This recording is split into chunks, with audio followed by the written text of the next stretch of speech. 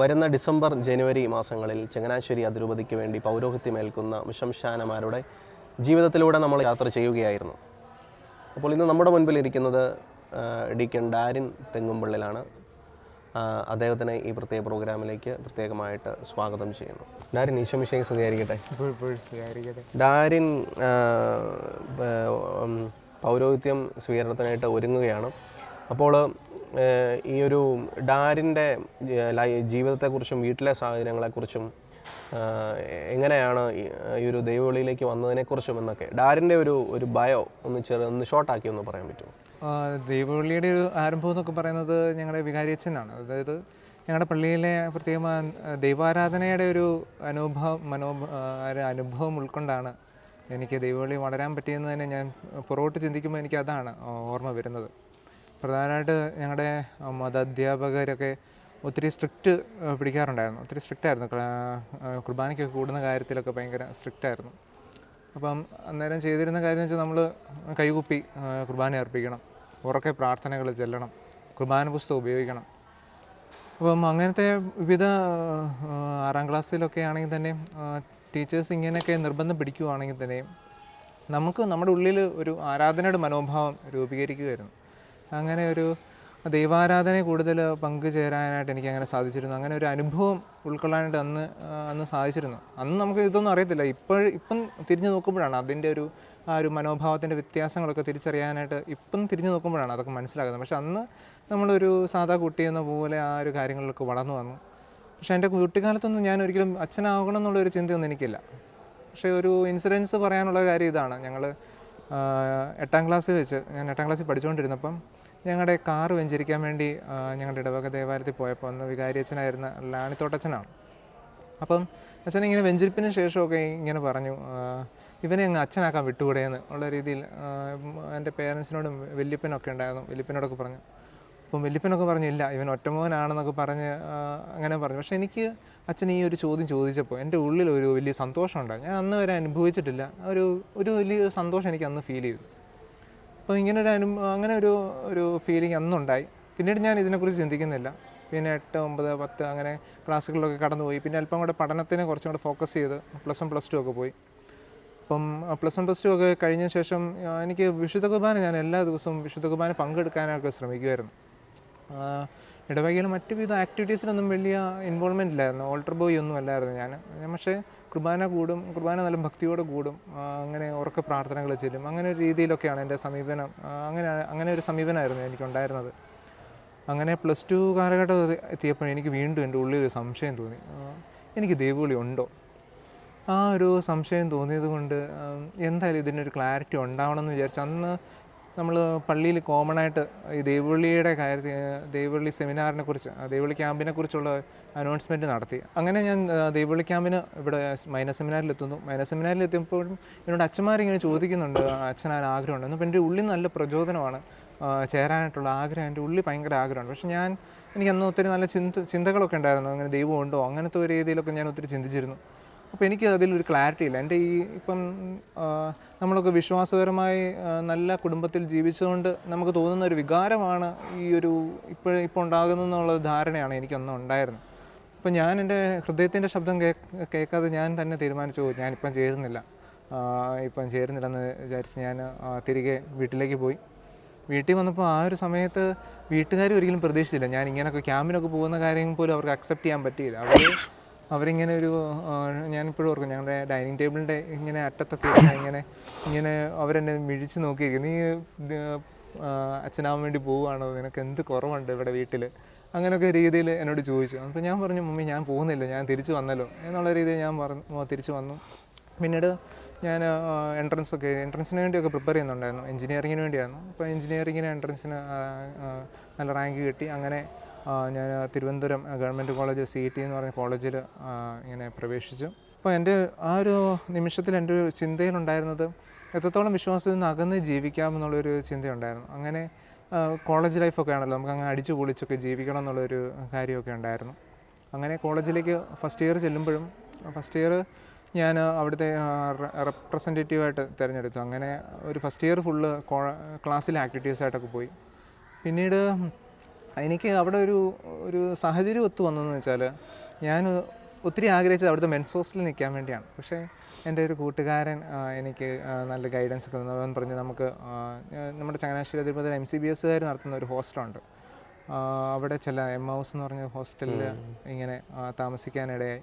അപ്പം അവിടുത്തെ ഒരു സാഹചര്യം എന്ന് വെച്ചാൽ എല്ലാ ദിവസവും കുർബാനയുണ്ട്.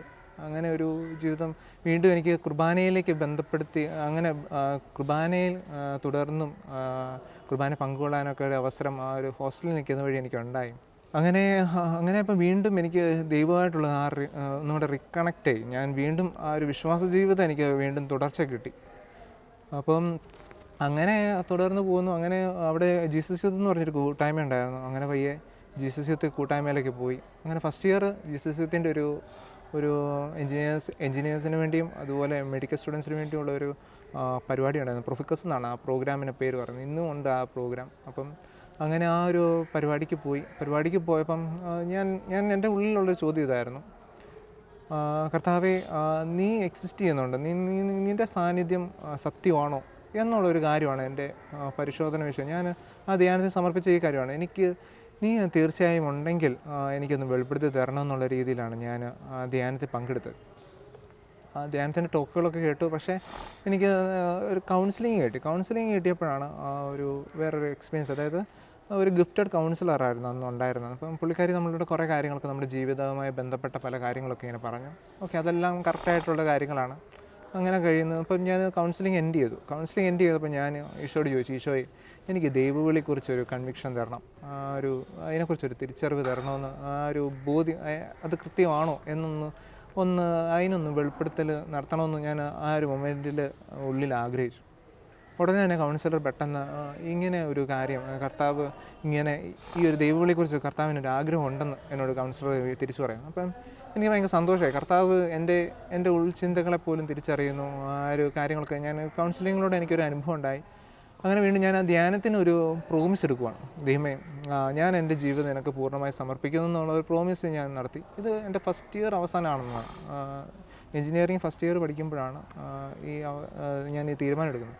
പക്ഷേ വീണ്ടും ഞങ്ങൾ കോളേജ് ലൈഫിലോട്ട് പോകുമ്പോൾ നമ്മുടെ ആ രീതിക്കൊക്കെ അങ്ങനെ പോയി.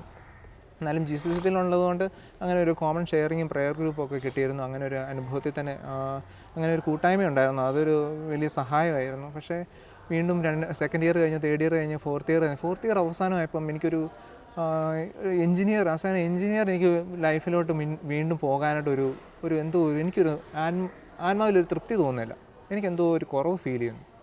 അപ്പോൾ ഈ കുറവ് ഫീൽ ചെയ്യുന്നുള്ളതുകൊണ്ട് എനിക്ക് ഭയങ്കര ആശങ്ക. എനിക്ക് ജോലിക്ക് പോകണം, നേരെ ജോലിക്ക് പോകണം എന്നുള്ളൊരാഗ്രഹം. പക്ഷേ എനിക്ക് ഞാനൊരു പ്രതിസന്ധി ഘട്ടം ഞാനിങ്ങനെ ഫേസ് ചെയ്തു. അപ്പോൾ ഞാൻ എൻ്റെ ഇടവക പള്ളിയിൽ ഞാനിങ്ങനെ കുർബാനയ്ക്ക് ശേഷം ഇങ്ങനെ പ്രാർത്ഥിച്ചിങ്ങനെ ഇരിക്കുക. കർത്താവ്, ഞാൻ എന്താ ചെയ്യേണ്ടത്? എനിക്ക് ഈ ദൈവവിളിയെക്കുറിച്ച് ദൈവം പല ഒക്കേഷൻ വഴി നമുക്കിങ്ങനെ പല കാര്യങ്ങൾ വെളിപ്പെടുത്തി തന്നിട്ടുണ്ടെങ്കിലും നമുക്കതിൽ പൂർണ്ണമായി വിശ്വസിച്ച് എനിക്ക് മുന്നോട്ട് പോകാനുള്ള ധൈര്യം അന്നില്ല. അങ്ങനെ ആയപ്പോൾ ഞാൻ വീണ്ടും പള്ളിയിലിരുന്ന് ഇങ്ങനെ പ്രാർത്ഥിച്ചപ്പം എനിക്ക് എൻ്റെ ഇൻസൈഡിൽ കർത്താവ് ഇങ്ങനെ വെളിപ്പെടുത്തിയെന്ന് എനിക്ക് തോന്നുന്നു. അതായത് എനിക്ക് അതായത് എംടെക്കിനും മറ്റ് ഇതിനുള്ള ഗേറ്റ് പഠിക്കണമെന്നുള്ളൊരു ചിന്ത, അത് പഠിക്കാൻ പോകാം. ഞാൻ ഒരിക്കലും അതിനുവേണ്ടി ഞാൻ ചിന്തിച്ചിട്ടേ ഇല്ല. ഞാൻ ഒരിക്കലും അത് ചെയ്യത്തില്ലെന്നുള്ള രീതിയിലായിരുന്നു. നേരെ ജോലിയിലേക്ക് പ്രവേശിക്കണം എന്നുള്ള ആഗ്രഹമായിരുന്നു എനിക്കുണ്ടായിരുന്നു. അങ്ങനെ ഞാൻ ഗേറ്റിന് വേണ്ടി പ്രിപ്പയർ ചെയ്യണം എന്നുള്ളത്. അപ്പോൾ എനിക്ക് ഒരു വർഷം കൂടെ ഇതിന് എൻട്രൻസിന് വേണ്ടി പ്രിപ്പയർ ചെയ്യാൻ ഒരു വർഷം എടുക്കും. അപ്പം ആ ഒരു വർഷം കൂടെ എനിക്ക് ഈ ഒരു കാര്യത്തെ ഡിസൈൻ ചെയ്യാനായിട്ട്, ഈ ദൈവവിളി ഒന്ന് തിരിച്ചറിയാനായിട്ട് സഹായമാകും എന്നുള്ളൊരു ധാരണയിൽ ഞാനിങ്ങനെ തീരുമാനം എടുക്കുന്നു. അങ്ങനെ അപ്പം ദൈവം നമുക്ക് തന്ന ഈ ഒരു വെളിപ്പാട്, ആ ഒരു വെളിപ്പെടുത്തൽ, പിന്നെ ഉടനെ ഞാൻ ആ ഒരു കാര്യത്തിൽ ഗേറ്റിന് വേണ്ടിയുള്ള കാര്യങ്ങളൊക്കെ അന്വേഷിച്ചു. അപ്പോൾ എൻ്റെ കൂട്ടുകാരൊക്കെ എനിക്ക് ഈ ഒരു ചിന്ത കിട്ടുന്ന നെക്സ്റ്റ് ഡേ ക്ലാസ് എല്ലാം സ്റ്റാർട്ട് ചെയ്യുക. പിന്നീട് വരുന്ന ബാച്ച് എന്ന് വെച്ചാൽ ഒരു മാസം കഴിഞ്ഞാൽ, അങ്ങനെ ആകുമ്പോൾ നമുക്ക് കൂടുതൽ പ്രിപ്പയർ ചെയ്യാനായിട്ട് സമയം കിട്ടത്തില്ല. അതുകൊണ്ട് ഞാൻ ഈ ബാച്ചിന് തന്നെ എന്നായാലും ജോയിൻ ചെയ്യണം എന്നുള്ളൊരു പ്ലാൻ ചെയ്യുന്നു. അങ്ങനെ എല്ലാവിധ കാര്യങ്ങളൊക്കെ പെട്ടെന്ന് അറേഞ്ച് ചെയ്തു. ഞാൻ നെക്സ്റ്റ് ഡേ ഈ ഒരു കൺവീഷൻ കിട്ടിയ നെക്സ്റ്റ് ഡേ ഞാൻ ട്രെയിൻ വഴി അങ്ങോട്ട് ട്രാവൽ ചെയ്ത് ഹൈദരാബാദാണ് പോയിരുന്നത്. അങ്ങനെ ഹൈദരാബാദൊക്കെ ചെന്നതിന് ശേഷം വീണ്ടും പിന്നെ അവിടെ ചെന്നപ്പോൾ നമുക്ക് ഫുള്ള് പഠനത്തിൻ്റെ ഒരു മേഖലയാണ്. അപ്പം നമ്മൾ ഫുൾ ഡേ രാവിലെ തുടങ്ങി വൈകുന്നേരം 8 മണി വരെ കണ്ടിന്യൂസ് ക്ലാസ്സുകളൊക്കെയാണ്. അങ്ങനെ വീണ്ടും പഠനത്തിൻ്റെ ഒരു മേഖലയിൽ കൂടുതൽ ശ്രദ്ധ പോയി. അങ്ങനെ പഠനത്തിന് മേഖലയിലൊക്കെ ഇങ്ങനെ പോയിക്കൊണ്ടിരിക്കുന്ന ഒരു അവസരത്തിലാണ് എനിക്ക് പല പല ഇൻസിഡൻസ് ഉണ്ടാകുന്നുണ്ട്. എനിക്ക് അവിടെയും പറ്റുന്ന ദിവസങ്ങളിലൊക്കെ അവിടെ കുർബാനയ്ക്കൊക്കെ പോകാനായിട്ട് ഞാൻ ശ്രമിക്കാറുണ്ടായിരുന്നു. പിന്നീട് ഈ ഒരു നവംബർ, ഞാൻ ആ ഡേറ്റ് പ്രത്യേകമായി നോട്ട് ചെയ്ത് വെച്ചിട്ടുണ്ട്. നവംബർ 30-ാം തീയതിയാണ്. നവംബർ 30-ാം തീയതി ക്ലാസ് 8 മണിക്ക് ശേഷം ക്ലാസ്സൊക്കെ കഴിഞ്ഞ് ഞാനിങ്ങനെ പുറത്തിറങ്ങി. അപ്പോൾ എൻ്റെ ഒരു കൂട്ടുകാരൻ എന്നെ ഫോൺ വിളിച്ചു. അവന് ട്രിവാൻഡ്രം മെഡിക്കൽ കോളേജിൽ അന്ന് പഠിച്ചുകൊണ്ടിരിക്കുകയാണ്. അവൻ എന്നെ വിളിച്ചിട്ട് എന്തോ സംസാരിക്കാനൊക്കെ ശ്രമിച്ചു. പക്ഷേ എനിക്ക് ക്ലാസ് പിരിഞ്ഞതിൻ്റെ ബഹളം കാരണം സംസാരിക്കാൻ പറ്റിയില്ല. അതെടാ ഞാൻ പിന്നെ വിളിക്കാമെന്ന് പറഞ്ഞ് അപ്പോൾ ഞാൻ ഫോൺ കട്ട് ചെയ്തു. ഫോൺ കട്ട് ചെയ്തതിന് ശേഷം ഞാനിങ്ങനെ റൂമിലേക്ക് വരുമ്പം ഞാൻ ഭക്ഷണമൊക്കെ കഴിച്ചുകൊണ്ടിരിക്കുക. എനിക്ക് ഒത്തിരി സങ്കടം ഉള്ളിലോട്ട് വരിക. അപ്പോൾ ഞാൻ റൂമിൽ വന്നിട്ട് ഭയങ്കര പൊട്ടിക്കരയുക. ഞാൻ പൊട്ടിക്കരയെന്ന് വെച്ചാൽ എൻ്റെ ഉള്ളിലെ ചിന്ത ഇതാണ്, എൻ്റെ ദൈവം എന്നെ എന്തുമാത്രം സംരക്ഷിച്ചു, എന്നെ ഇത്ര നാൾ കൂടെ നടത്തിയ ദൈവത്തെക്കുറിച്ചുള്ള ചിന്ത എനിക്ക് ഇങ്ങനെ ഉള്ളിൽ ഇങ്ങനെ ആ ചിന്തകൾ ഇങ്ങനെ രൂപപ്പെടുക. ഞാൻ തിരികെ നോക്കുക, എനിക്ക് ദൈവം ഇങ്ങനെ നമ്മളെ ഗൈഡ് ചെയ്തത് നമ്മൾ കൃത്യമായിട്ട് അറിയാം. ഞാൻ കോളേജിൽ വന്നപ്പോൾ ഞാനൊരു ചിന്തയുണ്ടായിരുന്നു, കർത്താവേ നീ എന്നെ ആഗ്രഹിക്കുന്നുണ്ടെങ്കിൽ യോനാ പ്രവാചകനെ തിരികെ പിടിച്ചതുപോലെ എന്നെ പിടിക്കണമെന്ന് ഞാൻ പറഞ്ഞാണ് ഞാൻ എൻജിനീയറിംഗ് ഫസ്റ്റ് ഇയർ അവിടെ ചേർന്നപ്പോൾ ഞാൻ ചിന്തിച്ചിരുന്ന ദൈവത്തിന് സമർപ്പിച്ച ചിന്ത അതായിരുന്നു. ആ ഒരു കാര്യമെല്ലാം എനിക്കറിയാം. കർത്താവ് എന്നെ ഇങ്ങനെ പിന്തുടർന്ന് എന്നെ സംരക്ഷിച്ചുകൊണ്ടിരിക്കുന്ന കാര്യങ്ങളൊക്കെ എന്നെ കുട്ടിക്കാലം തൊട്ട് എന്നെ സംരക്ഷിച്ചതൊക്കെ എനിക്ക് തിരിച്ചറിവുണ്ട്. അപ്പോൾ ഞാൻ റൂമിലിരുന്ന് കിടന്ന് പൊട്ടിക്കരഞ്ഞിരിക്കുമ്പോൾ വീണ്ടും എൻ്റെ ഈ സുഹൃത്ത് എന്നെ വിളിച്ചു. അപ്പോൾ അവൻ വിളിച്ചിട്ട് എന്നോട് പറയുന്ന കാര്യം ഇതാണ്, അവനോട് ഞാൻ എൻ്റെ ഈ വിഷമമെല്ലാം പെട്ടെന്ന് ഷെയർ ചെയ്തു. എടാ ഞാൻ ഇങ്ങനത്തെ ഒരു പ്രതിസന്ധി, എനിക്ക് അങ്ങനെ ഒരു വിഷമമാണെന്നൊക്കെയുള്ള രീതിയിൽ ഞാനിങ്ങനെ ഷെയർ ചെയ്തുകൊണ്ടിരുന്നപ്പോഴാണ് അവൻ എന്നോട് തിരിച്ചു പറഞ്ഞത്, എടാ ഞാൻ നിന്നെ വിളിച്ചതിൻ്റെ ഒരു കാരണം, ഞാൻ ആരാധനയ്ക്ക് ഇരിക്കുന്നപ്പോൾ എനിക്കൊരു ലോഹയിട്ട ഒരു വ്യക്തിയെ കാണാൻ പറ്റി, അത് നീയാണോ എന്നറിയാൻ വേണ്ടിയാണ് ഞാൻ വിളിച്ചതെന്നാണ് അവൻ പറഞ്ഞത്. അപ്പം നല്ല കോയിൻസിഡൻസ് എനിക്ക് എൻ്റെ ആ ഒരു അനുഭവം അവൻ്റെ ഒരു എക്സ്പീരിയൻസും അവൻ്റെ ആ ഒരു വിഷനും തമ്മിൽ കോയിൻസൈഡ് ചെയ്തു. അതെനിക്കൊരു അല്പം കൂടെ ബലം നൽകി. അപ്പം എന്നാലും എൻ്റെ കാര്യത്തെക്കുറിച്ച് ഒരു ഉറപ്പായി, എനിക്ക് കൃത്യതയായി. അതായത് എനിക്ക് കൃത്യമായി ദൈവം എന്നെ വിളിച്ചിട്ടുണ്ടെന്നുള്ളൊരു കാര്യം എനിക്ക് തരും, അങ്ങനെ ഒരു കൺവിക്ഷൻ ഉണ്ടാകുന്നു. അങ്ങനെ ഞാൻ വീട്ടിൽ വിളിച്ച് വീട്ടിലെങ്ങനെ പ്രസൻറ്റ് ചെയ്യുമെന്നൊക്കെ പറഞ്ഞാൽ വലിയൊരു എങ്ങനെ ചെയ്യേണ്ടെന്നുള്ളത് എനിക്ക് ഭയങ്കര കൺഫ്യൂഷനാണ്. എന്നാലും എനിക്ക് അന്നേരം ഭയങ്കര ധൈര്യം വന്നു.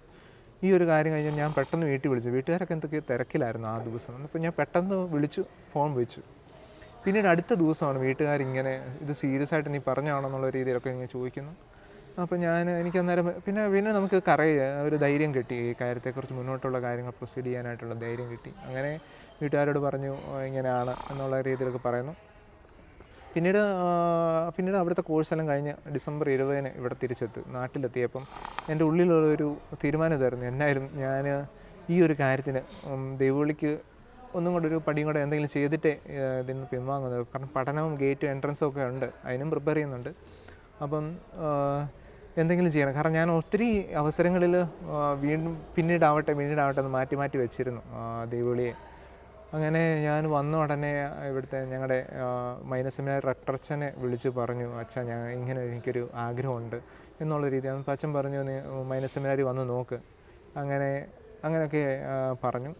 അങ്ങനെ ഞാൻ പിന്നെ മൈനർ സെമിനാരി വന്ന് കാര്യങ്ങളൊക്കെ അച്ഛനോട് അവതരിപ്പിച്ചു. എൻ്റെ ഒരു ദൈവവിളിയെക്കുറിച്ചൊക്കെ അച്ഛനോട് ഷെയർ ചെയ്തു. പിന്നീട് എനിക്കുള്ള ഒരു കൺവിക്ഷൻ, എൻ്റെ കൂട്ടുകാരും എന്നോട് പറയരുത്, അതായത് ഞാൻ പഠനത്തിൽ മോശമായതുകൊണ്ടാണ് ദൈവവിളിക്ക് പോയതെന്നുള്ള ഒരിക്കലും പറയരുതെന്ന് വിചാരിച്ച് ഞാൻ ഗേറ്റിന് വീണ്ടും പ്രിപ്പയർ ചെയ്യാൻ തുടങ്ങി. എനിക്ക് ഇത് റക്ടറച്ചൻ്റെ മുമ്പ് അവതരിപ്പിച്ചപ്പോൾ എനിക്ക് ഭയങ്കര സമാധാനം ഫീൽ ചെയ്തു. എൻ്റെ നല്ല ശാന്തി ഫീൽ ചെയ്തു. അപ്പോൾ എനിക്ക് പിന്നെ അന്ന് സായൻ വലിയവറമ്പിലച്ഛനായിരുന്നു റക്ടറച്ചനായിട്ടുണ്ടായിരുന്നു. ഞങ്ങളുടെ ആനിമേറ്റർ ആയിരുന്നു അച്ഛൻ.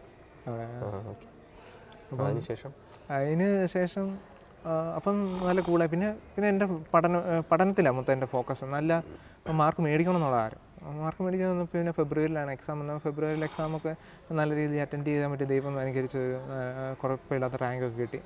അങ്ങനെ പിന്നീട് എനിക്ക് റാങ്ക് കിട്ടിയത് പിന്നീട് അങ്ങോട്ട് നോക്കേണ്ടി വന്നിട്ടില്ല. എനിക്ക് പിന്നീടൊരു ചാഞ്ചാട്ടം വന്നിട്ടില്ല. ഞാൻ അപ്പാടെ അതെല്ലാം ഉപേക്ഷിച്ച് പിന്നെ സെമിനാരി ലൈഫിലേക്ക് പിന്നെ കടക്കുകയാണ് ചെയ്തത്. അങ്ങനെയാണ് എൻ്റെ ഒരു വൊക്കേഷണൽ സ്റ്റോറി വരുന്ന ഒരു വഴി അതാണ്. ഞാൻ വളരെ എലാബറേറ്റ് ആയിട്ട് വൊക്കേഷൻ്റെ ഓരോ സ്റ്റെപ്പ് ബൈ സ്റ്റെപ്പ് ഇങ്ങനെ പറയും. അപ്പോൾ ഞാനിങ്ങനെ ചിന്തിക്കുമായിരുന്നു, നമ്മുടെ ഇപ്പോഴത്തെ പല ആളുകളും പല കുട്ടികളും അവർക്ക് വൊക്കേഷൻ അവർ തിരിച്ചറിയാനായിട്ട് ഒത്തിരി സ്ട്രഗിൾ ചെയ്യുന്ന കുട്ടികളുണ്ട്. അതായത് അവരുടെ ചിന്തയിൽ പല കാര്യങ്ങളും വരുന്നുണ്ട്, പല തോട്ടുകൾ വരുന്നുണ്ട്, ഇതാണോ ശരി, ഇതാണോ ശരി. അപ്പോൾ ഡാരിൻ ഈ ഇത്രയും പഠിച്ചു, അല്ല ബിടെക് കഴിഞ്ഞു, ഗേറ്റിന് പ്രിപ്പയർ ചെയ്തു, കുറേ നാളത്തെ ചിന്തയുണ്ട്. അപ്പോൾ ഇത്രയും ചിന്തകൾക്കൊടുവിൽ ഡാരിൻ ഇങ്ങനെ ഒരു തീരുമാനമെടുത്തു. അപ്പോൾ ഇതുപോലെ സ്ട്രഗിൾ ചെയ്യുന്ന കുട്ടികളോട്, അവർക്ക് അവരുടെ ദൈവവിളി തിരിച്ചറിയാൻ വേണ്ടി സ്ട്രഗിൾ ചെയ്യുന്ന കുട്ടികളോട് എങ്ങനെ അത് ഡിസൈൻ ചെയ്യാൻ പറ്റും എന്ന് ഡാരിന് പറഞ്ഞു കൊടുക്കാൻ പറ്റും? എൻ്റെ ലൈഫിൽ ഞാൻ തിരിഞ്ഞു നോക്കുമ്പം എനിക്കൊരു കാര്യം, ഞാനിങ്ങനെ ചിന്തിച്ചിട്ടുള്ള ഒരു കാര്യമാണ്. അതായത് എനിക്ക് ഫസ്റ്റ് പ്രചോദനം ഉണ്ടാകുന്ന 8ാം ക്ലാസ്സിലാണ്. അപ്പം 8ാം ക്ലാസ്സിലേക്ക് ഒരു പ്രചോദനത്തിന് ഒരു വാല്യൂ ഉണ്ടോ എന്നുള്ളൊരു ചിന്തയുണ്ട്. അപ്പം നമ്മുടെ ഏത് പ്രൊഫഷണൽ കാരിയർ എടുക്കുകയാണെങ്കിൽ തന്നെ എല്ലാവരും ഈ കുട്ടിക്കാലത്ത് എടുക്കുന്നൊരു തീരുമാനമാണ് ഇതിലേക്ക് നയിക്കുന്നത്. ഞാൻ അന്ന് ചിന്തിച്ചത്, എനിക്ക് എൻ്റെ നമ്മളെ ഇങ്ങനെ ട്യൂൺ ചെയ്തുകൊണ്ട് നമുക്ക് തോന്നുന്ന ഒരു വികാരമാണെന്നുള്ള ധാരണയിലാണ് ദൈവവിളി പിന്നീട് അല്പം ഡിലേ ചെയ്യാനുള്ള കാരണം. അപ്പം ഇത് അന്ന് എനിക്ക് ഉണ്ടായിരുന്ന ഒരു അനുഭവം എന്ന് പറയുന്നത് എൻ്റെ ഉള്ളിൽ നിന്നുള്ള പ്രചോദനമാണ്. അതായത് കർത്താവിൻ്റെ സ്നേഹം നമ്മളെ ഇങ്ങനെ നിർബന്ധിക്കുന്നു എന്ന് പറയുന്നത് പോലെ ആ ഒരു സ്നേഹത്തിന് ആ നിർബന്ധമാണ്. എനിക്ക് 12ാം ക്ലാസ്സിൽ ഉണ്ടായിരുന്നപ്പോൾ ഈ നിർബന്ധമാണ്, ഉള്ളിൽ നിന്നുള്ള നിർബന്ധമാണ്. പുറത്തുനിന്ന് ആരും എന്നെ പ്രോത്സാഹിപ്പിക്കുകയോ എൻ്റെ ഈ വിളിയെക്കുറിച്ച് ആരെങ്കിലും അറിഞ്ഞിട്ടുണ്ടോ എന്നും എനിക്കറിയത്തില്ല. പക്ഷേ എൻ്റെ ഉള്ളിൽ നിന്ന് ഈ ഒരു നമ്മളെ തന്നെ പൂർണ്ണമായി വിട്ടുകൊടുക്കാനുള്ള ഒരു സന്നദ്ധത നമ്മുടെ ഉള്ളിൽ നിന്ന് തന്നെ ദൈവം പ്രചോദിപ്പിക്കുന്നതാണത്. അപ്പം ഇങ്ങനെ ഒരു കുട്ടി ദൈവവിളി ഉണ്ടെങ്കിൽ അവന് ഈ ഉള്ളിൽ നിന്നുള്ള പ്രചോദനം ഉണ്ടാവും തീർച്ചയായും. അവന് ചിലപ്പം ഞാൻ 10ാം ക്ലാസ് കഴിഞ്ഞ് ഞാൻ പഠിച്ചിരുന്നതന്നെ -7 10ാം ക്ലാസ് കഴിഞ്ഞവരുണ്ട്, 12ാം ക്ലാസ് കഴിഞ്ഞവരുണ്ട്. പലരും എന്നോട് പറയും ഡിഗ്രിയൊക്കെ കഴിഞ്ഞ് വരുന്നതാണ് ഒത്തിരി നല്ലതെന്നുള്ള രീതിയിൽ പലരും അഭിപ്രായപ്പെടാറുണ്ട്. പക്ഷേ ഞാൻ തിരിഞ്ഞു നോക്കുമ്പം എനിക്ക് കിട്ടിയ ദൈവവിളി നഷ്ടപ്പെടാനുള്ള സാഹചര്യം വീണ്ടും കൂടുതലാണ് ഡിഗ്രി പഠനം അങ്ങനെ രീതിയിലോട്ട് പോകുമ്പം. പക്ഷേ കർത്താവ് കൂടുതൽ സ്നേഹിച്ചതുകൊണ്ടായിരിക്കാം തിരികെ എനിക്ക് വരാനായിട്ട് സാധിച്ചത്. അപ്പം ഈ ചെറുപ്രായത്തിൽ തോന്നുന്ന വിളിക്ക് പ്രാധാന്യമുണ്ടെന്ന് ഞാൻ പറയുമായിരുന്നു. നമ്മുടെ ലക്ഷ്യം കർത്താവിനുള്ള സ്നേഹമാണെങ്കിൽ അന്ന് നമുക്കത് പ്രത്യേകമായി തിരിച്ചറിയത്തില്ല. പക്ഷെ എന്നാലും അതാണെങ്കിൽ നമ്മുടെ ഉള്ളിൽ നിന്നുള്ള ഒരു പ്രചോദനം നമ്മളിങ്ങനെ ആരൊക്കെ എതിര് നിന്നാലും നമുക്ക് ഈ ഒരു വിളിയോടൊരു ആകർഷണം തോന്നുവാണെങ്കിൽ അതൊരു ദൈവവിളിയുടെ ഒരു സിമ്പലാണെന്ന്, ഒരു അടയാളമാണെന്ന് എനിക്ക് തോന്നുന്നു. അപ്പം പിന്നീട് വേറൊരു കാര്യം എന്ന് വെച്ചാൽ ദൈവം നമ്മളെ വിവിധ തരത്തിലായിരിക്കും ആകർഷിക്കുന്നത്. പക്ഷേ ആത്യന്തികമായി നമ്മുടെ ഉള്ളിലത്തെ പ്രചോദനം നമ്മൾ നോക്കിയാൽ നമ്മുടെ ചിന്താധാരയുണ്ട്, ഹൃദയത്തിൻ്റെ ഒരു ഭാവമുണ്ട്. ചിന്താധാരയിൽ നിന്നുകൊണ്ട് എനിക്ക് കൂടുതൽ മെച്ചം ഉണ്ടാകുന്ന രീതിയിലാണോ ഞാൻ ചിന്തിക്കുന്നത്, അതോ എൻ്റെ ഹൃദയത്തിൻ്റെ വികാരത്തിൽ നിന്നാണോ ഞാൻ ഈ ചെയ്യുന്നതെന്നുള്ളൊരു വേർതിരിവുണ്ടെങ്കിൽ എനിക്ക് തോന്നുന്നു ഇതൊന്ന് ഡിസ്റ്റിങ്വിഷ് ചെയ്യാൻ പറ്റുമെന്ന് തോന്നുന്നു. ശരിയായ ദൈവവിളി നമ്മുടെ ഉള്ളിൽ നിന്ന് പ്രചോദനം ഉൾക്കൊള്ളുന്നതാണ്, അങ്ങനെയാണെങ്കിൽ കൂടുതൽ ബലവത്തായിരിക്കുമെന്ന് എനിക്ക് തോന്നുന്നു. ഇപ്പോൾ സംസാരിച്ചപ്പോഴത്തേനും പറഞ്ഞല്ലോ, നമ്മൾ ദൈവവിളി, നമ്മൾ ചെറുപ്രായത്തിൽ ദൈവവിളി കിട്ടുന്നു. അപ്പോൾ ആ ദൈവവിളി നമ്മൾ തിരിച്ചറിഞ്ഞ് നമ്മളതിനെ സ്വീകരിക്കുന്നില്ല. അപ്പോൾ കൂടുതൽ നമ്മൾ ഈ ലോകത്തിൻ്റെ അതായത് പഠനങ്ങളിലേക്കൊക്കെ പോകുമ്പം ദൈവവിളി നഷ്ടപ്പെടാനുള്ള സാധ്യതയുണ്ട് എന്ന് പറയുന്നുണ്ട്. അപ്പോൾ അങ്ങനെയുള്ളതൊരു യഥാർത്ഥ ദൈവവിളിയാണെന്ന് പറയാൻ പറ്റുമോ? അതായത് നമുക്ക് എപ്പോഴായാലും നമുക്ക് ചെറുപ്പത്തിൽ തിരിച്ചറിവുണ്ടാവുന്നു. കുറച്ച് ചിലപ്പോൾ നമ്മൾ സെമിനാരി ആ സമയത്ത് നമ്മൾ ചേരും, ചിലവർ കുറച്ച് കാൾ കഴിഞ്ഞിട്ടായിരിക്കും സെമിനാരി ചേരുന്നത്. അപ്പോൾ ശരിക്കും പുറത്തെ സാഹചര്യങ്ങൾ ഒരാളുടെ ദൈവവിളി നഷ്ടപ്പെടുക എന്ന് പറഞ്ഞാൽ യഥാർത്ഥത്തിൽ അയാൾക്ക് ദൈവവിളി ഇല്ല എന്നല്ല അതിൻ്റെ അർത്ഥം. അതായത് ദൈവം നമുക്കെപ്പോഴും ഫ്രീഡം തന്നിട്ടുണ്ട്, ഈ ചോയ്സ്. അതായത് എനിക്ക് വേണമെങ്കിൽ ദൈവവിളി സെലക്ട് ചെയ്യാം, എനിക്ക് വേണമെങ്കിൽ മറ്റ് ലൈഫിലേക്കും പോവുകയും ചെയ്യാം. ആ ഒരു ചോയ്സ് നമ്മുടെ എപ്പോഴും മുന്നിലുണ്ട്. രണ്ടിൻ്റെ അഡ്വാൻറ്റേജ്. പക്ഷെ നമുക്ക് മറ്റൊരു നമ്മുടെ ഒരു ഇൻറ്റൻസിറ്റി ചിലവർ എനിക്കറിയില്ല എത്രത്തോളം എന്നെ പ്രത്യേകം ദൈവം സംരക്ഷിച്ചു. എൻ്റെ കൂടെ പലരും ഡിഗ്രി കഴിഞ്ഞവരും അതുപോലെ എൻജിനീയറിംഗ് പഠിച്ചവരൊക്കെ പല ദൈവങ്ങളെക്കുറിച്ച് എനിക്കറിയാം. അവരെല്ലാവരും ദൈവം പൊതുവെ സംരക്ഷിച്ചിട്ടുണ്ട്. ഞാൻ ആ ഒരു ഇൻറ്റൻഷൻ പറഞ്ഞിട്ടില്ല. അതായത് അത് നഷ്ടപ്പെടാനുള്ള സാധ്യത ഉണ്ടെന്നുള്ളൊരു കാര്യമാണ്. അതായത് കൂടുതൽ എനിക്ക് തോന്നുന്നു നമ്മുടെ ശ്രദ്ധാകേന്ദ്രം മാറിപ്പോകാനുള്ള സാധ്യത കൂടുതലാണെന്നാണ് എനിക്ക് തോന്നുന്നത്. അത് അല്പം കൂടെ ആ ഒരു ചോദ്യത്തിന് കൃത്യമായ മറുപടി നമ്മുടെ ശ്രദ്ധയെ അനുബന്ധിച്ച് അതിനെ പറയുവാണെങ്കിൽ, കാരണം നമ്മൾ വീണ്ടും ഒരു പഠനം കൂടുതലാകുമ്പോൾ നമുക്ക് കൂടുതൽ നമ്മുടെ ശ്രദ്ധാകേന്ദ്രം ദൈവത്തിൽ നിന്ന് മാറാനുള്ള സാധ്യതയുണ്ട്. പിന്നെ ദൈവം വിളിച്ചെങ്കിൽ ദൈവം കൃത്യമായി നമ്മളെ ഇപ്പം എൻ്റെ ദൈവവിളി അതിനൊരു സാക്ഷ്യമായി തീരട്ടെ. അതായത് എൻ്റെ ദൈവവിളിയല്ല, ഒത്തിരി പേരുടെ വിവിധ പഠന മേഖലയ്ക്ക് ശേഷം വരുന്നവരുടെ ദൈവവിളി നമ്മൾ പലതും ഇപ്പം ഒത്തിരി പേരുടെ കാണുന്നുണ്ട്. അപ്പം അവരെല്ലാം ദൈവം വിളിച്ചെങ്കിൽ ദൈവം കൊണ്ടുപോകും. അതിനുള്ള കൃപ നമുക്ക് നൽകുമെന്നുള്ളതിന് ഒരു തെളിവും കൂടെ ആയിരിക്കും. ഇപ്പോൾ ഡാരിൻ പറഞ്ഞു, ഡാരിൻ എൻജിനീയറിംഗ് പഠിക്കുന്ന സമയത്ത് പല രീതിയിലുള്ള ഇപ്പോൾ ജീസസ് യൂത്തിൻ്റെ പ്രോഗ്രാമാണെങ്കിലും പള്ളിയിലത്തെ മറ്റ് ആക്ടിവിറ്റികളിലാണെങ്കിലും നന്നായിട്ട് ഇൻവോൾവ് ആയി എന്ന് പറഞ്ഞു. അപ്പോൾ ഞാനൊരു സെമിനാരി അല്ലെങ്കിൽ ഒരു ദൈവവിളി സ്വീകരിച്ച ഒരാളുടെ ഒരു എന്താ പറയുക ഒരു വ്യൂവിൽ നിന്ന് മാറി എന്ന് ചോദിക്കുകയാണ്.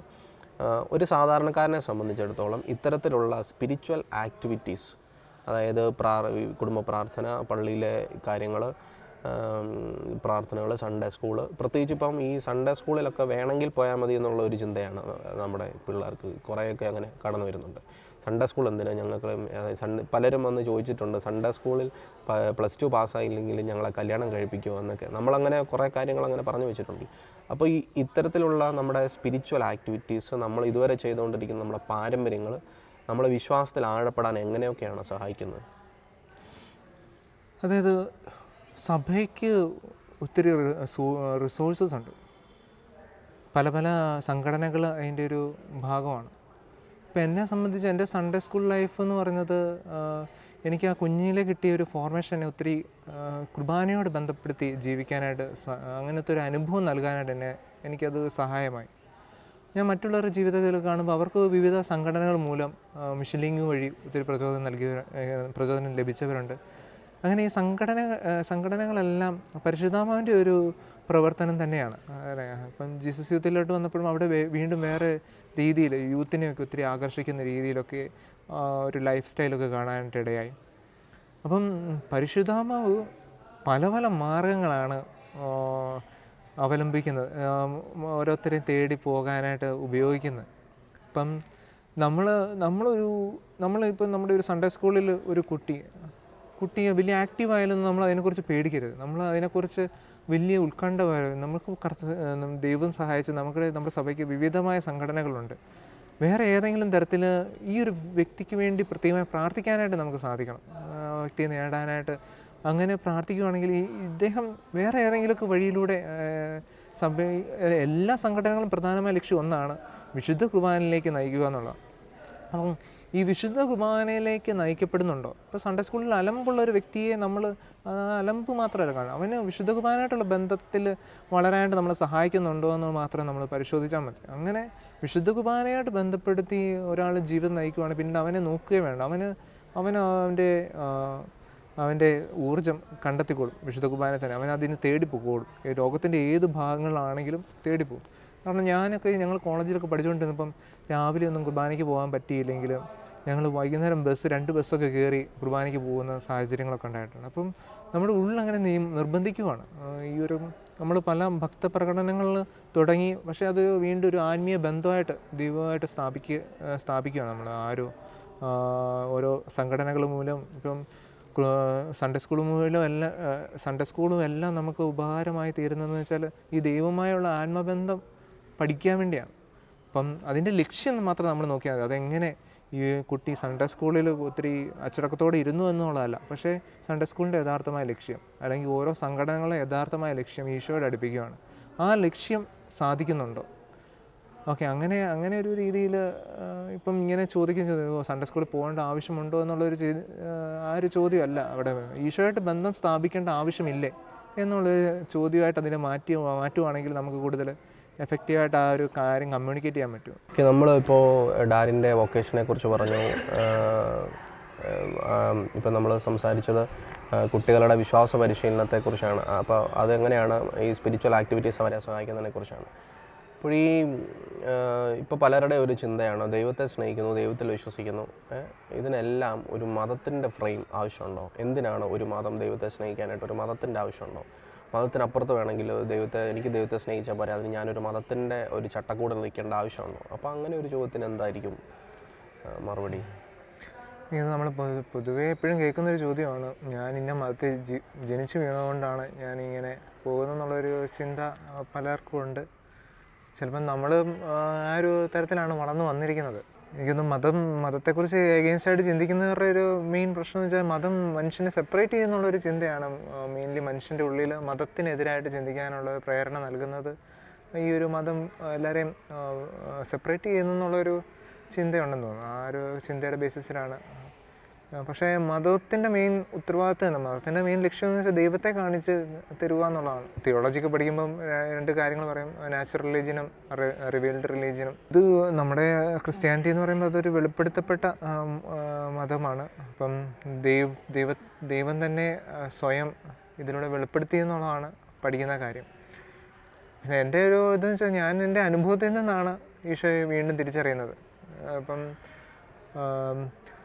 ഈ ഒരു അനുഭവം എനിക്ക് നൽകിയത് സഭയുടെ പല കാര്യങ്ങളിൽ ഇൻവോൾവ് ചെയ്തുകൊണ്ടാണ് എനിക്ക് ആ തിരിച്ചറിവുണ്ടാകുന്നത്. പക്ഷേ ഇപ്പം ഞാനിങ്ങനെ റോമാക്കാർക്ക് എഴുതിയ ലേഖനം 10-ാം അധ്യായം 13-14 വാക്യത്തിൽ ഇങ്ങനെ പറയുന്നുണ്ട്, ക്രിസ്തുവിനെക്കുറിച്ച് പ്രസംഗിക്കാതെ എങ്ങനെയാണ് ക്രിസ്തുവിനെക്കുറിച്ച് അറിയുക. ആ ഒരു അർത്ഥം വരുന്ന രീതിയിലാണ്. പക്ഷേ അതിൻ്റെ തുടർച്ച ഞാൻ പിന്നീട് ഒരു ദിവസം ഇങ്ങനെ വായിക്കുമ്പോൾ ഇങ്ങനെയാണ്, യേശയ്യാ പ്രവാചകൻ്റെ പ്രവചനമാണ് അവിടെ പറയുന്നത്. അവിടെ പറയുന്ന ഇതാണ്, എന്നെ അറിയാത്ത ദേശം എന്നെ വിളിക്കും. ആ ഒരു രീതിയിലാണ് ആ ഒരു പാസേജ് വരുന്നത്. അതിനോടനുബന്ധിച്ചാണ് കഴിഞ്ഞ ദിവസം ഒരു വീഡിയോ കാണാനിടയായി. അതായത് ഈ ഹമാസിൻ്റെ ഏതോ ഒരു ലീഡറിൻ്റെ മോൾക്ക് ഈശോ പ്രത്യക്ഷപ്പെട്ടു എന്നുള്ള രീതിയിൽ ഒരു CBN ന്യൂസിനകത്ത് ഒരു വീഡിയോ കാണാനിടയായി.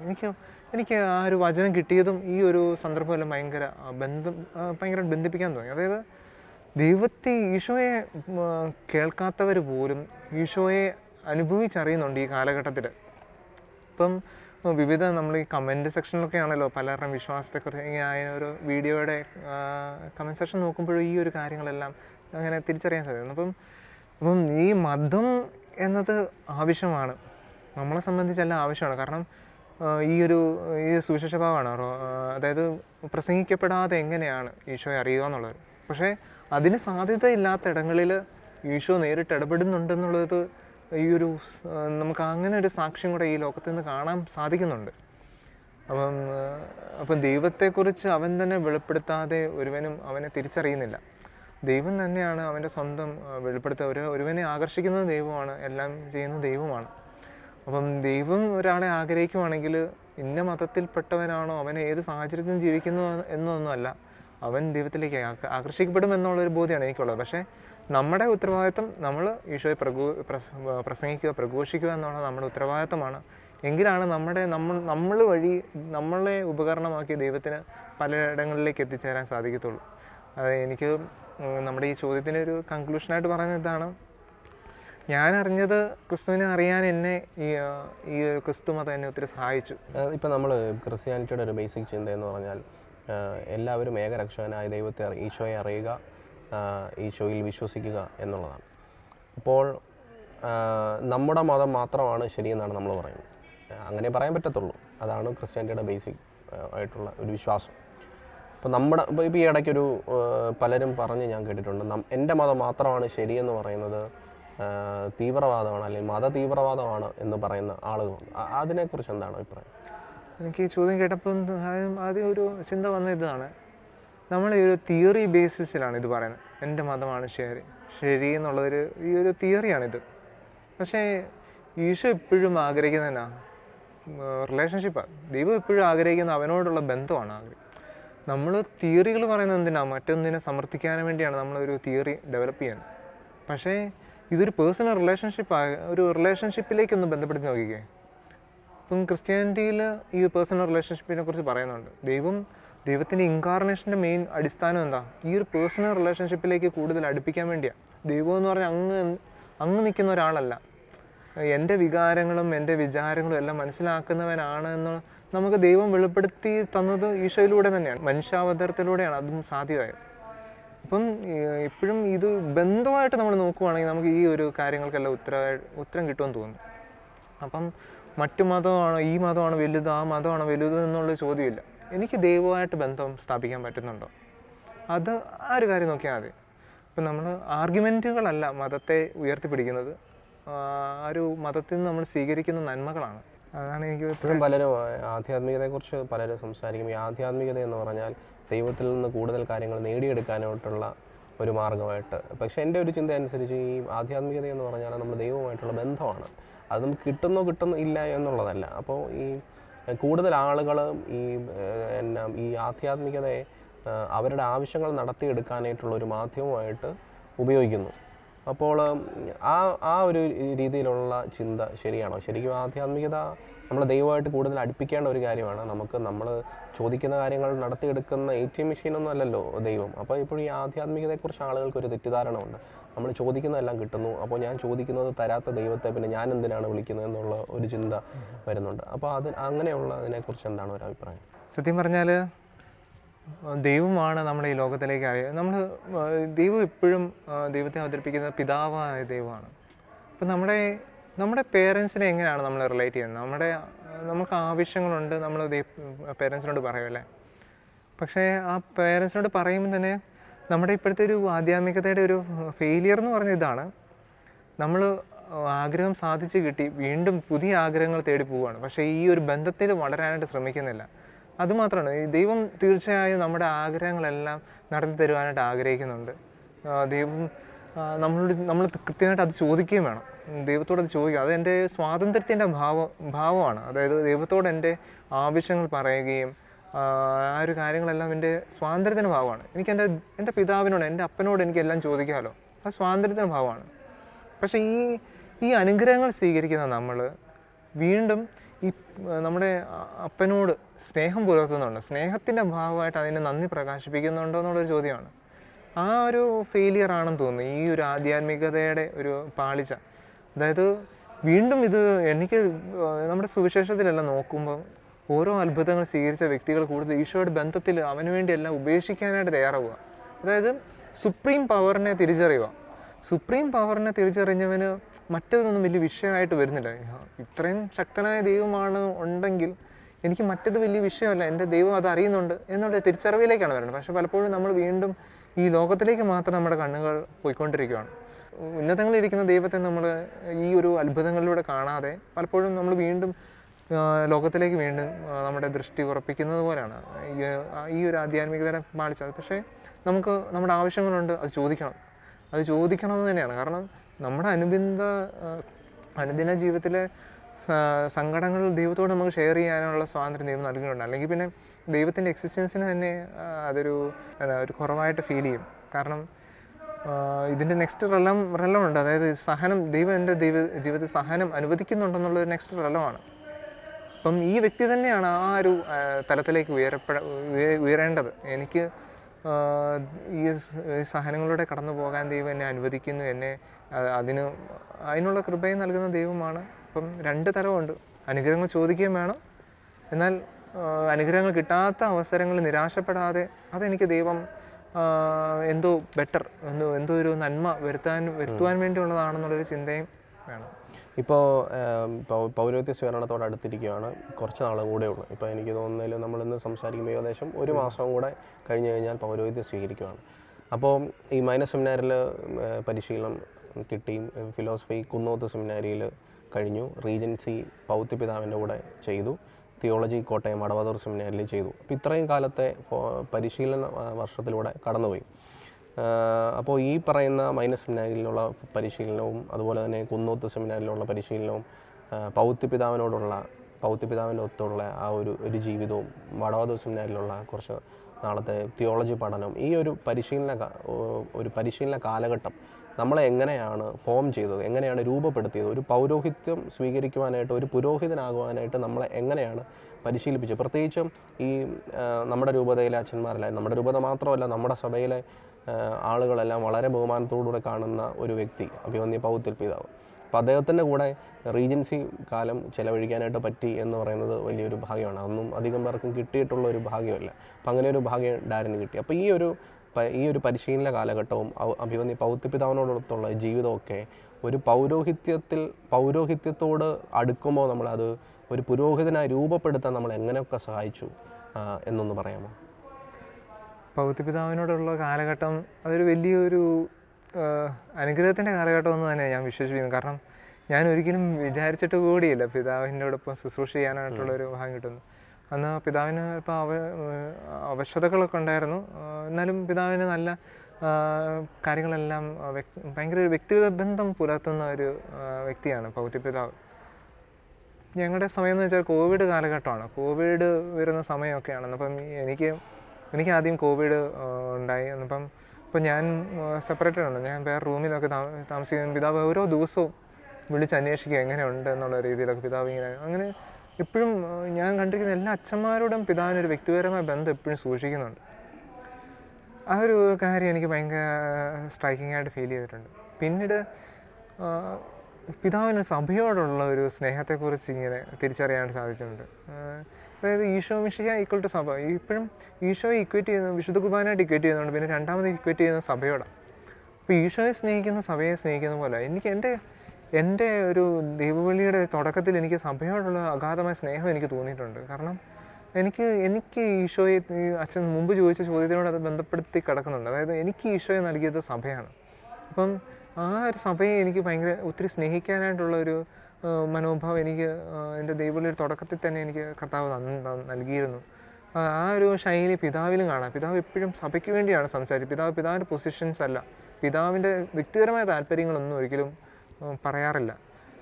എനിക്ക് പിതാവിൻ്റെ ലൈബ്രറിയിലൂടെ ഒക്കെ ഇങ്ങനെ കടന്നു പോകുമ്പോൾ പിതാവ് എല്ലാം ഇങ്ങനെ റെഫറൻസൊക്കെ ഇങ്ങനെ എഴുതി വെച്ചേക്കൊന്ന് കാണുമ്പോൾ നമ്മൾ ആശ്ചര്യപ്പെട്ടു പോകും. ഇത്രയും ഡീറ്റെയിൽഡായിട്ട് ഓരോ കാര്യത്തെക്കുറിച്ചും അപഗ്രഥിച്ചിരിക്കുന്നതൊക്കെ ഇന്ത്യൻ കോൺസ്റ്റിറ്റ്യൂഷനെ കുറിച്ചൊക്കെ ഒരു ബുക്കിലൊക്കെ നോക്കുമ്പോൾ ഫുള്ള് ഷോർട്ട് നോട്ടുകളൊക്കെ ഇങ്ങനെ എഴുതി വെച്ചേക്കുന്നത് കാണും. അപ്പോൾ പിതാവ് അത്രയും കാര്യങ്ങളെല്ലാം ഇങ്ങനെ പഠിച്ചാണ് ഓരോ കാര്യങ്ങളും അവതരിപ്പിക്കുന്നത്. അപ്പം പിതാവ് ഏതെങ്കിലും കാര്യം വന്നാൽ അത് സഭയുടെ ഡോക്യുമെൻ്റിൽ എങ്ങനെയാണ് വരുന്നത് അങ്ങനെയാണ് പിതാവ് മൊത്തം അവതരിപ്പിച്ചിട്ടുള്ളത്. അപ്പം പുറത്ത് പലപ്പോഴും പിതാവിനെ ഇപ്പം നമ്മൾ അടുത്തിടെയൊക്കെ കാണുന്ന പല കാര്യങ്ങളും കാണുമ്പോൾ പിതാവിൻ്റെ സ്വന്തമായ താല്പര്യങ്ങൾ എന്നുള്ള രീതിയിൽ അതിനെ ഇങ്ങനെ പലതിനും ദുർവ്യാഖ്യാനം ചെയ്യാനായിട്ട് പലരും ശ്രമിക്കുന്നുണ്ടെങ്കിൽ തന്നെയും പക്ഷെ പിതാവ് ഒരിക്കലും പിതാവിൻ്റെ സ്വന്തം അഭിപ്രായങ്ങൾ അവിടെ പറഞ്ഞിട്ടില്ല. പിതാവിന് റെഫർ ചെയ്യാനായിട്ട് വേറെ എന്തെങ്കിലും കാണും. അങ്ങനെ ഒരു ശൈലിയാണ് പിതാവിനുണ്ടായിരുന്നത്. അതുപോലെ ഈ അടുത്തിടെ പിതാവിൻ്റെ കൊന്തയെക്കുറിച്ചുള്ള ഒരു വിവാദമൊക്കെ ചില ചാനലുകളൊക്കെ കാണുവാനിടയായി. പക്ഷെ പിതാവ് എപ്പോഴും പിതാവിൻ്റെ ഒരു പോക്കറ്റിൽ ഒരു ജപമാല എപ്പോഴും കരുതി വെച്ചു. ഞങ്ങൾ പിതാവ് ഇങ്ങനെ നമ്മുടെ ഓഫീസ് റൂമിൽ ഇരിക്കുമ്പം നമ്മൾ ചെല്ലുമ്പോൾ എപ്പോഴും പിതാവ് ജപമാല ചൊല്ലിക്കൊണ്ടിരിക്കുന്ന പിതാവിനെ കാണും. പിതാവിന് ആ ഒരു വിവാദം ഉണ്ടാകാനുള്ള മെയിൻ കാരണം എനിക്ക് തോന്നുന്നു പിതാവ് യാമപ്രാർത്ഥനകൾക്ക് കൂടുതൽ പ്രാധാന്യം നൽകിയത് കൊണ്ടാണ് ജപമാല ഉപേക്ഷിക്കുന്നു എന്നുള്ളൊരു കാര്യത്തിലേക്ക് ഡൈവേർട്ട് ചെയ്യുന്നത്. അങ്ങനത്തെ ഒരു ചിന്ത ഏറ്റവും കൂടുതലും കൊന്ത എല്ലിക്കൊണ്ടിരുന്ന ഒരാളാണ്. യാമപ്രാർത്ഥനകൾക്ക് പ്രാധാന്യം വേണമെന്ന് പറയുന്നത് സഭയുടെ പഠനമാണ്. കുർബാനയ്ക്ക് ശേഷം വരുന്ന യാമപ്രാർത്ഥനകൾ അത് സഭയുടെ പഠനമാണ്. അത് ഉയർത്തിയെന്ന് ശരിയാണ്. പിതാവ് അതിന് ഒത്തിരി ഇമ്പോർട്ടൻസ് നൽകി എന്ന് പറഞ്ഞ് പിതാവ് ഒരു ജപമാല ചെല്ലുന്നതിന് എതിരാണ് എന്ന് പറഞ്ഞു വരുത്തുന്നത് അത് പിതാവിനെ തെറ്റായി അവതരിപ്പിക്കുകയാണ്. പക്ഷേ പിതാവ് രണ്ടിനും പിതാവിൻ്റെ പോക്കറ്റിൽ എപ്പോഴും ഞാനത് നേരിട്ട് സാക്ഷ്യം വഹിച്ചവരാണ് ഞങ്ങളൊക്കെ. പിതാവ് ജപമാല ചെല്ലുന്ന നിരന്തരം അത് ഇടയ്ക്കൊന്നുമല്ല, കൃത്യമായിട്ട് പിതാവിന് ഫ്രീ ആയിട്ടിരിക്കുന്ന സമയത്തെല്ലാം പിതാവ് ജപമാല ചൊല്ലിക്കൊണ്ടിരിക്കുന്ന വ്യക്തിയാണ്. അപ്പം അങ്ങനെ പിതാവിൻ്റെ ആ ഒരു കാര്യത്തെല്ലാം തെറ്റായി അവതരിപ്പിക്കുന്ന ഒരു ശൈലി ഇന്ന് സമൂഹത്തിലുണ്ട്. പിന്നീട് പിതാവിൻ്റെ ഞാൻ മനസ്സിലാക്കിയിട്ടുള്ളത് എല്ലാവരും ഷെയർ ചെയ്യുന്നൊരു കാര്യം ഇതാണ്. പിതാവിന് ഓരോ കാര്യത്തിനും പൊസിഷൻസ് ഉണ്ട്. ഏതെങ്കിലും ഒരു കാര്യത്തെക്കുറിച്ച് അതിന് കൃത്യമായി ഇന്നതാണ് ചെയ്യേണ്ടത് എന്നുള്ള പൊസിഷൻസ് ഉണ്ട്. അത് ആരുടെ മുഖത്ത് വേണമെങ്കിലും ധൈര്യപൂർവ്വം പറയാനായിട്ട് ശ്രമിക്കും. ഇപ്പം ഞാനൊക്കെ റീജൻസ് ചെയ്യുന്നതുകൊണ്ട് എനിക്കും വ്യക്തിപരമായി കറക്ഷൻസൊക്കെ പിതാവ് നൽകിയിട്ടുണ്ട്. അത് പലരും എൻ്റെ ഡയറക്ടർ അച്ഛൻ വഴിയൊക്കെ ഇങ്ങനെ ഗൈഡ് ചെയ്യാറുണ്ട്. അങ്ങനെ വിവിധ രീതിയിൽ പിതാവ് ഓരോ കാര്യത്തെക്കുറിച്ചും കൃത്യമായി നമ്മളോട് കമ്മ്യൂണിക്കേറ്റ് ചെയ്യും. അപ്പം പക്ഷേ ഈ തിരുത്തലുകളോ മറ്റു കാര്യങ്ങളോ ഈ അഭിപ്രായങ്ങളെല്ലാം ഉന്നയിക്കുമ്പോഴും പിതാവിന് വ്യക്തിപരമായി നമ്മളോടൊരു കുറവില്ല. ആ വ്യക്തിപരമായ ബന്ധത്തിൽ ഒരു കുറവും ഇല്ലാതാണ്. ഇപ്പം പിതാവ് സ്വന്തം നിലപാടുകളെല്ലാം പറയുമെങ്കിൽ തന്നെ അത് വ്യക്തികളെ അനുബന്ധിച്ചുള്ള വ്യക്തി തെറ്റാണെന്നുള്ളതല്ല പിതാവിൻ്റെ ആശയം. ആ ആശയത്തിനാണ് പിതാവ് എപ്പോഴും കൗണ്ടർ ചെയ്തുകൊണ്ടിരുന്നത്. പക്ഷെ വ്യക്തിബന്ധം പ്രത്യേകം സൂക്ഷിക്കും. അതാണ് ഇന്ന വ്യക്തിയോട് ഇങ്ങനെ പറഞ്ഞെന്ന് പറഞ്ഞാൽ പിതാവ് വ്യക്തിയോട് കൂടുതൽ ഇടപെടാനായിട്ട് കൂടുതൽ ശ്രമിക്കാറുണ്ട്. അങ്ങനത്തെ പല സാഹചര്യങ്ങളൊക്കെ ഇങ്ങനെ അച്ഛന്മാർ വഴി കേൾക്കാറുണ്ട്. പിന്നെ ഇങ്ങനെ ചെറിയ അനുഭവങ്ങൾ, സ്വന്തമായ അനുഭവങ്ങളുണ്ട് ആ ഒരു കാര്യത്തിൽ. അപ്പോൾ പിതാവ് എപ്പോഴും വ്യക്തിക്ക് ഇമ്പോർട്ടൻസ് നൽകുന്ന ഒരാളാണ്. പക്ഷേ ആശയങ്ങളെ മുറുകെ പിടിക്കുന്ന ആളുമാണ്. പിതാവിനെക്കുറിച്ച് അങ്ങനെ ഒത്തിരി മെമ്മറീസ് ഉണ്ട്. പിന്നീടും നമുക്ക് പിതാവിൻ്റെ ഒരു സാന്നിധ്യം ഭയങ്കര ഒരു സന്തോഷം നൽകുന്ന ഒരു കാര്യമാണ്. ഒരിക്കൽ പിതാവ് നല്ല വാർദ്ധക്യത്തിൻ്റെ അവശതകളെല്ലാം ഉണ്ട്. അങ്ങനെ പിതാവ് ഇങ്ങനെ ഇരിക്കുകയാണ്. അപ്പോഴാണ് ആലഞ്ചേരി പിതാവ് റൂമിലേക്ക് കയറി വരുന്നു. അപ്പോൾ പിതാവ് ചാടി എഴുന്നേക്കുക. എനിക്കിത് ആശ്ചര്യം, പിതാവ് ഇത്രയും പ്രായമുള്ള പിതാവ് ഇങ്ങനെ ചാടി പയ്യൊക്കെ എഴുന്നേക്കുക. പക്ഷേ പിതാവിൻ്റെ ആ ബഹുമാനത്തെക്കുറിച്ച് എനിക്ക് ഭയങ്കര ഈ ഒരു ഇമ്പ്രഷൻ ഫീൽ ചെയ്തത് അതാണ്. അത്രയും പിതാവ് അത്രയും ബഹുമാനിക്കുന്നതിനെക്കുറിച്ചൊക്കെ ഒരു ആഴമായ ബോധ്യമൊക്കെ ഉണ്ടായത് ആ ഒരു സന്ദർഭം എന്നെ ഓർമ്മപ്പെടുത്തി. അങ്ങനെ ഒത്തിരി വിശേഷമായ ഒരു ശൈലികളുള്ളതാണ് നമ്മുടെ പൗത്യ പിതാവ്. അപ്പം ഇപ്പോഴും പിതാവിനെ ഒത്തിരി സന്തോഷത്തോടെ ഇപ്പോഴും ഓർക്കുന്നു. പിതാവിൻ്റെ കൂടെ ഉള്ളപ്പം കാലഘട്ടം അത് ദൈവം അനുവദിച്ച ഒരു വലിയൊരു സൗഭാഗ്യമായിട്ട് ഞാൻ അതിനെ കാണുകയാണ്. ഈ 2 സെമിനാരികളിലാണ് പഠിച്ചത്, കുന്നോത്ത് സെമിനാരിയിലും കോട്ടയം വടവാതൂർ സെമിനാരിയിലും. പിന്നെ ആദ്യത്തെ ഉള്ള ഫോർമേഷൻ മൈനസ് സെമിനാരിയിൽ ഇവിടെയായിട്ട്. അപ്പോൾ ഈ പല സ്ഥലത്തെ ഫോർമേഷൻ അതെങ്ങനെയാണ് നമ്മളെ സ്വാധീനിക്കുന്നത്? പല സ്റ്റൈലാണ്. ഇപ്പോൾ കുന്നോത്ത് സെമിനാരിലെ സ്റ്റൈലല്ല വടവാതൂർ സെമിനാരിലെ സ്റ്റൈൽ, പല സ്റ്റൈൽ ഓഫ് ഫോർമേഷനാണ്. ഇപ്പോൾ ഞാൻ പഠിച്ചതാണെങ്കിൽ നോർത്ത് ഇന്ത്യയിലാണ്, ഉജ്ജയിൻ സെമിനാരിലാണ്. അപ്പോൾ ഇതെല്ലാം എൻ്റയർലി ഡിഫറൻ്റാണ്. അപ്പോൾ നമ്മളെപ്പോഴും ഒരു സ്ഥലത്തേക്ക് വരുമ്പോൾ മറ്റൊരു സ്ഥലത്തെ ഭയങ്കരമായിട്ട് കമ്പയർ ചെയ്യാറുണ്ട്. അപ്പോൾ ഈ പല സ്റ്റൈൽ ഓഫ് ഫോർമേഷൻ നമ്മളെ എങ്ങനെ സ്വാധീനിക്കും? ഇപ്പോൾ നാളെ നമ്മൾ ഒരു ഇടവകയിലോട്ട് ചെല്ലുന്നു, ആ ഇടവകയിലെ സ്റ്റൈലായിരിക്കില്ല മറ്റൊരു സ്ഥലത്ത്. ഇവൻ ഒത്തിരി വ്യത്യാസമുണ്ട്, കൾച്ചർ പോലും ചിലപ്പോൾ വ്യത്യാസമുള്ള സ്ഥലങ്ങളാണ്. അപ്പോൾ നമ്മൾ ഈ സെമിനാരി ഫോർമേഷൻ ഈ ഇൻകൾച്ചർ ചെയ്യാനായിട്ട് നമ്മളെ സഹായിക്കുന്നുണ്ട്, ഒരു കൾച്ചറുമായിട്ട് അഡോപ്റ്റ് ചെയ്യാൻ നമ്മളെ സഹായിക്കുന്നുണ്ടോ? എന്താണ് അതിനെക്കുറിച്ചുള്ള അതിനെക്കുറിച്ച് ചിന്തിക്കുമ്പം എനിക്ക് വലിയൊരു കൺവിക്ഷൻ ഉള്ളത് കാര്യം എന്ന് വെച്ചാൽ ദൈവമാണ് എന്നെ ഗൈഡ് ചെയ്യുന്നതെന്നുള്ളത് ഭയങ്കര കൺവിക്ഷനാണത്. നല്ല ഉറപ്പാണ് അതിൽ. ഞാൻ തിരിഞ്ഞു നോക്കുമ്പോഴും ആ ഒരു കാര്യത്തിനെല്ലാം അർത്ഥം എനിക്ക് കാണാൻ സാധിക്കുന്നുണ്ട്. ദൈവം എന്തുകൊണ്ട് എന്നെ ഇവിടെ ഇങ്ങനെ വിട്ടു, എന്തുകൊണ്ട് അങ്ങനെ ആ ഒരു രീതിയിലൊക്കെ ഇങ്ങനെ തിരികെ നോക്കുമ്പോഴും ദൈവത്തിനൊരു പദ്ധതി ഉണ്ടായിരുന്നു എന്നുള്ള കാര്യം എനിക്ക് കാണാൻ പറ്റുന്നുണ്ട്. അപ്പം ഞാനെപ്പോഴും ആ ഒരു വ്യൂവിലൂടെയാണ് എല്ലാ കാര്യത്തെയും കാണുന്നത്. അപ്പം കുന്നോത്ത് സെമിനാരി പോയപ്പം അവിടെ ഒരു ഫാമിലി അറ്റ്മോസ്ഫിയറാണ്. ഒരു ഭയങ്കര പേഴ്സണലി ഗൈഡ് ചെയ്യുന്നത്, അങ്ങനത്തെ ഒരു ഫാമിലി അറ്റ്മോസ്ഫിയർ എൻജോയ് ചെയ്യാൻ പറ്റി. എനിക്ക് ആവശ്യമായതെല്ലാം ദൈവം അവിടെ ഒരുക്കി വെച്ചിട്ടുണ്ടായിരുന്നു എന്ന് എനിക്ക് ഫീൽ. ഞങ്ങൾ കുന്നോത്ത് സെമിനാരിയിലായിരുന്നപ്പം അച്ഛൻ, ഞങ്ങളുടെ അവിടുത്തെ ചാലാശ്ശേരി അച്ഛൻ പറഞ്ഞൊരു കാര്യമുണ്ട്. നിങ്ങൾ എന്തുകൊണ്ട് ഇവിടെ ആയിരിക്കുന്നു ഒറ്റൊരു കാരണമുള്ളൂ, ഇത് ദൈവിക പദ്ധതിയാണ് എന്നുള്ളൊരു കാര്യമാണ്. പലപ്പോഴും ഞാൻ പിന്നീട് ആ ഒരു രീതിയിൽ അവിടെ ആയിരിക്കുന്ന സാഹചര്യത്തിൽ ജീവിച്ചു പോകുക, അങ്ങനെ ഒരു ശൈലിയാണ് ഉണ്ടായിരുന്നത്. വടവാതൂർ സെമിനാരി എനിക്ക് വലിയൊരു അനുഭവമായിരുന്നു. കാരണം എനിക്ക് വേണ്ടി കർത്താവ് അവിടെ സജ്ജീകരിച്ചിരുന്നു. എനിക്ക് ആവശ്യമായ കാര്യങ്ങൾ നൽകുവാൻ വേണ്ടി ദൈവം അവിടുത്തെ എല്ലാ കാര്യങ്ങളും ക്രമപ്പെടുത്തി എന്ന് ഞാൻ പറയത്തുള്ളൂ. അപ്പം ഇതെല്ലാം ദൈവത്തിൻ്റെ പദ്ധതിയുടെ ഭാഗമാണ്. നമ്മുടെ അധികാരികളുടെ ഒരു തീരുമാനം എന്നുള്ളൊരു ചിന്ത എനിക്കുണ്ട്. അങ്ങനെ എനിക്ക് വലിയ മറ്റൊരു നല്ല പോസിബിലിറ്റി എന്താണെന്നതിനെക്കുറിച്ച് ഞാൻ അധികം ചിന്തിക്കാറില്ല. ഞാൻ അവിടെ അവിടുത്തെ കാര്യങ്ങളിലൂടെ കൂടുതൽ ഇഴകിച്ചേരാനായിട്ട് കൂടുതൽ ശ്രമിക്കാറുള്ളത്. അപ്പം എനിക്കങ്ങനെ അത്രയും ബുദ്ധിമുട്ടുകളൊന്നും ഒരിടത്തൊന്നും അങ്ങനെ ഫേസ് ചെയ്യേണ്ടി വന്നിട്ടില്ല. എല്ലാം തിരികെ നോക്കുമ്പോൾ സന്തോഷമാണ്. എല്ലാം നന്മയ്ക്ക് വേണ്ടി തന്നെയാണെന്നുള്ളൊരു തിരിച്ചറിവുണ്ട്. ഇപ്പം പുരോഹിതനാവുകയാണ്, പൗരോഹിത്യം സ്വീകരിക്കാനായിട്ട് ഒരുങ്ങുകയാണ്. അപ്പോൾ പുരോഹിതനായി ചെല്ലുമ്പോൾ ഡാരിന് എന്തൊക്കെ പദ്ധതികളുണ്ട്, ഒരു ഇടവകയിൽ എന്തൊക്കെ ഇംപ്ലിമെൻറ്റ് ചെയ്യാൻ പറ്റുമെന്നതിനെക്കുറിച്ച് ഡാരിന് ഒരു പ്ലാൻ ഉണ്ടാക്കിയിട്ടുണ്ടോ? അതോ ചെന്ന സാഹചര്യത്തിനനുസരിച്ച് അതുമായിട്ട് സ്യൂട്ടാവുകയാണോ? അല്ലെങ്കിൽ ദൈവത്തിൻ്റെ പദ്ധതികളിൽ പൂർണ്ണമായിട്ട് ദൈവം എന്താണ് ഒരുക്കിയിരിക്കുന്നത് അതിനെ പൂർണ്ണ മനസ്സോടുകൂടി സ്വീകരിക്കുകയാണ്? എങ്ങനെയാണ് ഡാരിൻ്റെ ഒരു മാസ്റ്റർ പ്ലാൻ? അങ്ങനെയൊക്കെ ചോദിച്ചാൽ മെയിൻ കാര്യം എന്ന് വെച്ചാൽ ദൈവം ഞാൻ എന്താ ചെയ്യുക എന്നുള്ളൊരു ചോദ്യമാണ്. ഈ ഒരു ചോദ്യം കേൾക്കുമ്പോൾ ഉള്ളൊരു എൻ്റെ ഉള്ളിലത്തെ ചിന്ത, ദൈവം ഞാൻ എന്താ ചെയ്യുക. അങ്ങനെ കൃത്യമായ പ്ലാനും പദ്ധതികളും ഒന്നും ഇല്ല സത്യം പറഞ്ഞാൽ. പക്ഷേ ഞാനെപ്പോഴും ചെയ്യാനായിട്ട് ശ്രമിക്കുന്നത് ഒരു ആത്മീയത എങ്ങനെ ഡെവലപ്പ് ചെയ്യുക എന്നുള്ളൊരു രീതിയിലാണ് എൻ്റെ ചിന്ത എപ്പോഴും പോകുന്നത്. അപ്പം ദൈവം അതിന് വ്യക്തമായ മാർഗങ്ങളെല്ലാം കാണിച്ചു തരുമെന്നുള്ളൊരു വിശ്വാസമാണ് ഇപ്പോൾ ഉള്ളത്. ചില മുന്നൊരുക്കങ്ങൾ നമ്മൾ ഒത്തിരി സഹായിക്കും, തീർച്ചയായും മുന്നൊരുക്കങ്ങൾ സഹായിക്കുന്നതാണ്. പക്ഷേ എനിക്കെന്തോ ദൈവം അങ്ങനെ ഒരു ചിന്തയാണ് നൽകിയിരിക്കുന്നത്. ദൈവം അത് നടത്തിത്തരും. അവിടുത്തെ സാഹചര്യം എന്താണ് അതിനനുസരിച്ചുള്ളൊരു രൂപപ്പെടുവാനായിട്ടായിരിക്കും ദൈവം എന്നിൽ നിന്ന് ആഗ്രഹിക്കുന്നത് എനിക്ക് തോന്നുന്നു. ഇപ്പോൾ പൗരോഹിത്യം സ്വീകരിക്കാനായിട്ട് 1 മാസം ഉള്ളൂ. അതിൻ്റേതായിട്ടുള്ള ഒരുക്കങ്ങളിലാണ്. ആത്മീയ ഒരുക്കമുണ്ട്, ബാഹ്യമായ ഒരുക്കങ്ങളുണ്ട്, പിന്നെ വീട്ടുകാരുടെ അതിൻ്റേതായിട്ടുള്ള ടെൻഷൻസ് ഉണ്ട്, തിരക്കുകളുണ്ട്. ഇപ്പോൾ ഫാദറും പേരൻസ് ആയിരിക്കും കൂടുതൽ ഉത്തരവാദിത്തങ്ങൾ വീട്ടിൽ ചെയ്യുക. കാരണം സഹോദരിമാർ 2 പേരെയും വിവാഹം കഴിച്ചയച്ചു. അപ്പോൾ കൂടുതൽ ഒരു സഹോദരൻ്റെ ഒരു സ്ഥാനം വീട്ടിലില്ല. അപ്പോൾ അങ്ങനെയുള്ള നല്ല തിരക്കിലൊക്കെയാണ്.